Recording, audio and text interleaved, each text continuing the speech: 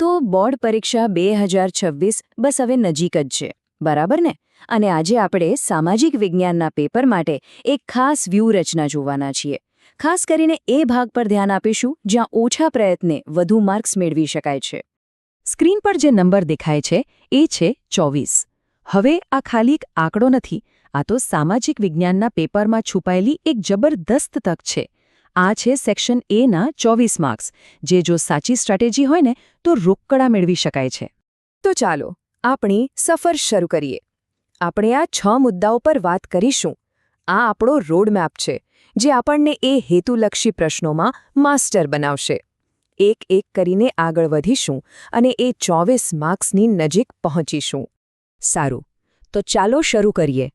જુઓ, વિભાગ એમાં સફળતા મેળવવી એટલે ખાલી ગોખણપટ્ટી કરવી એવું બિલકુલ નથી. ખરી રમત તો પ્રશ્નોના પ્રકાર અને એની પેટર્ન સમજવાની છે.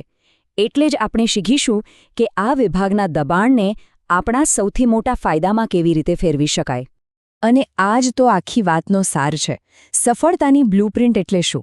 ખાલી તથ્યો યાદ રાખવા નહીં, પણ એની પાછળની પેટર્નને સમજવી. આ આખી ચર્ચા એ જ બ્લુપ્રિન્ટને સમજાવશે કે બોર્ડની પરીક્ષામાં પ્રશ્નો કેવી રીતે પૂછાય છે અને એની પાછળ કયું તર્ક કામ કરે છે. ચાલો તો સૌથી પહેલા વાત કરીએ સાંસ્કૃતિક વારસાની. વિભાગ એનો આ ખૂબ જ મહત્વનો ભાગ છે અને અહીંથી તો સીધા પ્રશ્નો પૂછાય જ છે. હવે સ્ક્રીન પર જુઓ, એક મજેદાર ચેલેન્જ છે. જોડકા જોડવાના છે. થોડો સમય આપું છું, વિચારો તો. શું લાગે છે, સાચી જોડી કઈ હશે? સારું, ચાલો જવાબ જોઈએ. તાનારીરી મહોત્સવ જોડાયેલો છે વડનગર સાથે. ગુજરાતનું ફેમસ સૂર્ય મંદિર આવેલું છે મોઢેરામાં અને અજંતા ઇલોરાની ગુફાઓ છે મહારાષ્ટ્રમાં. એક વાત ખાસ યાદ રાખજો, આવા જોડકા પરીક્ષામાં અવારનવાર જોવા મળે છે. હવે એક ક્લાસિક ખરું કે ખોટોવાળો પ્રશ્ન. વાક્ય છે, ભવાઈ એ ગુજરાતની પરંપરાગત લોકનાટ્ય કળા છે. શું લાગે છે, આ વિધાન સાચું છે કે ખોટું? આ પ્રશ્ન સીધો આપણા ગુજરાતની સંસ્કૃતિના જ્ઞાનને ચકાસે છે. જવાબ છે એકદમ ખરું. અને આના પરથી જ ખબર પડે છે કે શા માટે ચોક્કસ અને સ્થાનિક વારસાનું જ્ઞાન આ વિભાગમાં સારા માર્ક્સ મેળવવા માટે કેટલું જરૂરી છે. આ અવતરણ સ્વામી વિવેકાનંદનું છે.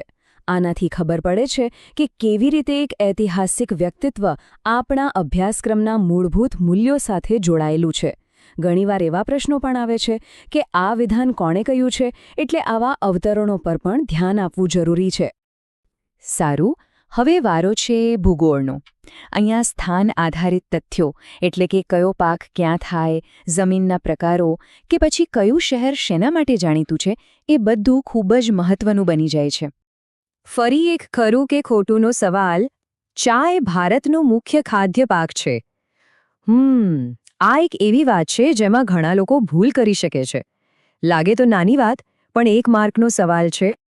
અને જવાબ છે ખોટું. ભારતનો મુખ્ય ખાદ્ય પાક ડાંગર એટલે કે ચોખા છે. આ એકદમ પાયાનો તફાવત છે જે યાદ રાખવો જ રહ્યો, કારણ કે પરીક્ષામાં આ વારંવાર પૂછાય છે. જમીનના પ્રકાર અને કયો પાક એમાં સારો થાય એ સંબંધ સમજવો બહુ જ જરૂરી છે. જેમ કે અહીં જુઓ, કાળી જમીન, જેનું બીજું નામ રેગ્યોર પણ છે, એ કપાસના પાક માટે એકદમ બેસ્ટ છે. બસ આ જ કનેક્શન પરથી સીધો સવાલ બની શકે. હવે આર્થિક ભૂગોળમાંથી એક સીધો સાદો સવાલ. ભારતની સિલિકોન વેલી તરીકે કયું શહેર ઓળખાય છે? ચાલો વિચારો. જવાબ છે બેંગલુરુ. આ એવો પ્રશ્ન છે જે સામાન્ય જ્ઞાનનો પણ છે અને આપણા પાઠ્યપુસ્તકનો પણ ભાગ છે. ચાલો હવે ગિયર બદલીએ અને અર્થશાસ્ત્ર તરફ જઈએ. આ વિભાગમાં માર્ક્સ મેળવવાનો એકદમ ફાસ્ટ ટ્રેક રસ્તો છે, અને એ છે સંક્ષિપ્ત શબ્દો એટલે કે ટૂંકા નામો અને એના ફૂલ ફોર્મ્સ પર પકડ મેળવવી. તો ચાલો એક રેપિડ ફાયર રાઉન્ડ કરીએ. પહેલું છે WTO. આનો અર્થ છે વિશ્વ વ્યાપાર સંગઠન. આપણા અર્થશાસ્ત્રના સિલેબસમાં વૈશ્વિક વ્યાપાર એક મોટો ટોપિક છે અને આ જ સંસ્થા એના નિયમો બનાવે છે. અને હા, એક બોનસ માહિતી યાદ રાખજો, એનું હેડક્વાર્ટર જીનીવામાં છે. આગળ વધીએ. ISO. આનું પૂરું નામ છે ઇન્ટરનેશનલ ઓર્ગેનાઇઝેશન ફોર સ્ટેન્ડર્ડાઇઝેશન. જ્યારે પણ આપણે ગ્રાહક અધિકાર કે પછી પ્રોડક્ટની ક્વોલિટીની વાત કરીએ ત્યારે આ સંસ્થાનું નામ આવે જ, કારણ કે એ જ તો ગુણવત્તાના સ્ટેન્ડર્ડ નક્કી કરે છે.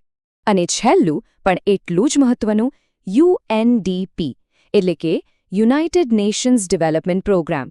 આપણે જે માનવ વિકાસ સૂચકાંક વિશે ભણીએ છીએ એ આ જ સંસ્થા બહાર પાડે છે. આ ત્રણેય ટૂંકાક્ષરો પરીક્ષા માટે સુપર ઇમ્પોર્ટન્ટ છે. હવે આવે છે એક મજેદાર વિભાગ.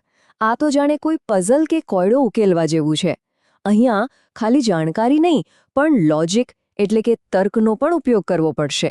ચાલો જોઈએ કેવી રીતે. આ સ્ક્રીન પર જુઓ. આ ચારમાંથી કયો ઊર્જા સ્ત્રોત બીજા 3 કરતાં અલગ છે? અહીં પેટર્ન સમજવાની કોશિશ કરો.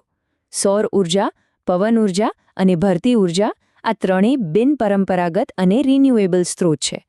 તો અલગ કયો પડ્યો? કોલસો, કારણ કે એ પરંપરાગત સ્ત્રોત છે. બસ આ જ લોજિક લગાવવાનું છે.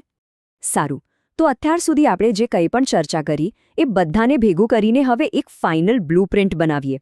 આ એક એવી વ્યૂહરચના છે જે શ્રેષ્ઠ સ્કોર સુધી પહોંચવામાં મદદ કરશે. તો આખી વાતનો નિચોડ આ છે.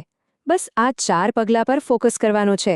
ભૂગોળ માટે નકશા જોવા, અર્થશાસ્ત્ર માટે ટૂંકા નામો પાકા કરવા, સાંસ્કૃતિક વારસાના મુખ્ય સ્થળોને ફરીથી જોઈ જવા અને તર્કશક્તિ માટે આવા પેટર્નવાળા કોયડાઓની પ્રેક્ટિસ કરવી.